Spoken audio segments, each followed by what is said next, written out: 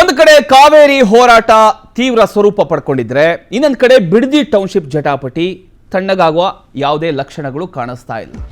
ಬಿಡದಿ ಪಾದಯಾತ್ರೆಗೆ ಈಗ ಒಂದು ಹೊಸ ದಿನಾಂಕ ಘೋಷಣೆಯಾಗಿದೆ. ಚೆನ್ನಮ್ಮ ನಿಧನದಿಂದ ಜೆಡಿಎಸ್ ಪಾದಯಾತ್ರೆ ಮುಂದೂಡಿತ್ತು. ಆಗಸ್ಟ್ 9ರಿಂದ 11ರ ತನಕ ಜೆಡಿಎಸ್ ಪಾದಯಾತ್ರೆಯನ್ನ ಹಮ್ಮಿಕೊಂಡಿದೆ. ಬೈರಮಂಗಲದಿಂದ ಬೆಂಗಳೂರು ಫ್ರೀಡಂ ಪಾರ್ಕ್ ತನಕ ನಡಿಗೆ. ಆಗಸ್ಟ್ 14ರಂದು ಫ್ರೀಡಂ ಪಾರ್ಕ್ನಿಂದ ವಿಧಾನಸೌಧ ಚಲೋ ಇರುತ್ತೆ. ಆಗಸ್ಟ್ 14.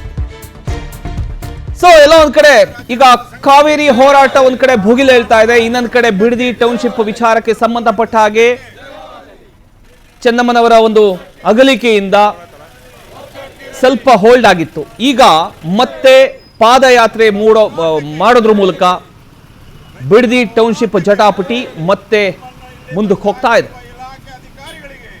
ಬೈರಮಂಗಲದಿಂದ ಬೆಂಗಳೂರು ಫ್ರೀಡಂ ಪಾರ್ಕ್ ತನಕ ಈ ಒಂದು ನಡಿಗೆಯನ್ನ ಹಮ್ಮಿಕೊಳ್ಳಲಾಗಿದೆ. ಆಗಸ್ಟ್ 14ರಂದು ಫ್ರೀಡಂ ಪಾರ್ಕ್ನಿಂದ ವಿಧಾನಸೌಧ ಚಲೋ ಇರುತ್ತೆ. ಕರ್ನಾಟಕ ರಾಜ್ಯ ರೈತ ಸಂಘಕ್ಕೆ, ಕರ್ನಾಟಕ ರಾಜ್ಯ ರೈತ ಸಂಘಕ್ಕೆ, ಕೊಡಗು ರೈತ ಸಂಘಕ್ಕೆ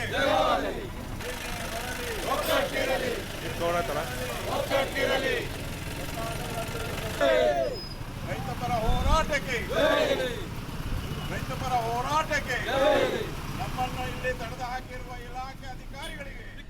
ಎಸ್, ಇದರ ಬಗ್ಗೆ ಇನ್ನಷ್ಟು ಡೀಟೇಲ್ಸ್ ಕೊಡ್ತಾರೆ ನಮ್ಮ ಪ್ರತಿನಿಧಿ ರಾಜು. ಎಸ್ ರಾಜು, ಈಗ ಬಿಡದಿ ಪಾದಯಾತ್ರೆ ಯಾವ ದಿನಾಂಕದಿಂದ ಯಾವ ಮಾರ್ಗದಲ್ಲಿ ನಡೆಯುತ್ತೆ, ಯಾವ ರೀತಿ ಇರುತ್ತೆ, ಇದರ ಒಂದು ವಿಚಾರ ಅಂತ ಏನು ಅಪ್ಡೇಟ್ ಸಿಗ್ತಾ ಇದೆ ಬಿಡದಿಯಿಂದ?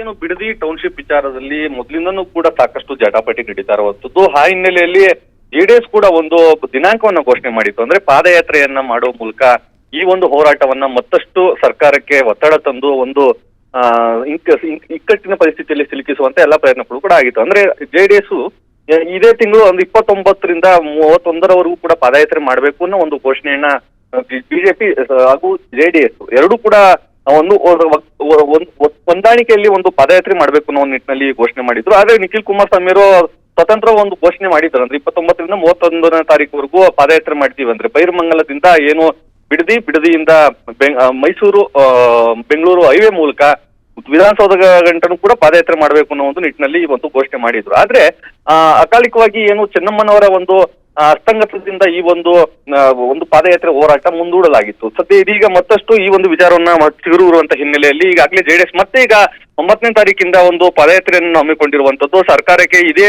ಟೈಮಲ್ಲಿ ಕೂಡ ಅಧಿವೇಶನ ಕೂಡ ನಡೀತಾ ಇದೆ. ಈ ಅಧಿವೇಶನದಲ್ಲಿ ಈ ಒಂದು ವಿಚಾರವನ್ನ ಸಾಕಷ್ಟು ಒಂದು ಪ್ರಬಲವಾಗಿ ಒಂದು ಮಂಡಿಸಬೇಕು, ಮತ್ತೆ ಸರ್ಕಾರವನ್ನ ಇಕ್ಕಟ್ಟಿಗೆ ಸಿಲುಕಿಸಬೇಕು ಅನ್ನೋ ಒಂದು ನಿಟ್ಟಿನಲ್ಲಿ ಪಾದಯಾತ್ರೆಯನ್ನು ಘೋಷಣೆ ಮಾಡಿದ್ದಾರೆ. ಮತ್ತೊಂದು ಕಡೆ ಕಾವೇರಿ ಹೋರಾಟದ ಒಂದು ಕಿಚ್ಚು, ಮತ್ತೊಂದು ಕಡೆ ಸಂಪುಟ ವಿಸ್ತರಣೆ ಒಂದು ತಲೆನೋವು ದೂರ ಆಗಿರುವಂತದ್ದು. ಈ ಎಲ್ಲಾ ಒಂದು ನಿಭಾಯಿಸುವಂತ ಸರ್ಕಾರದಲ್ಲಿ ಈಗ ಯಾವ ಮಟ್ಟಕ್ಕೆ ಒಂದು ಈ ಹೋರಾಟವನ್ನ ಪ್ರತಿಸ್ಪರ್ಧಿಯಾಗಿ ಇವರು ಸರ್ಕಾರ ಒಂದು ನಿಭಾಯಿಸುತ್ತೆ ಮತ್ತೆ ಇದನ್ನ ಎದುರಿಸುತ್ತೆ ಅನ್ನೋ ಕೂಡ ಕಾದು ನೋಡಬೇಕಾಗಿದೆ. ಪ್ರಭು, ಥ್ಯಾಂಕ್ ಯು ನಿಮ್ಮೆಲ್ಲ ಮಾಹಿತಿಗಾಗಿ ರಾಜು.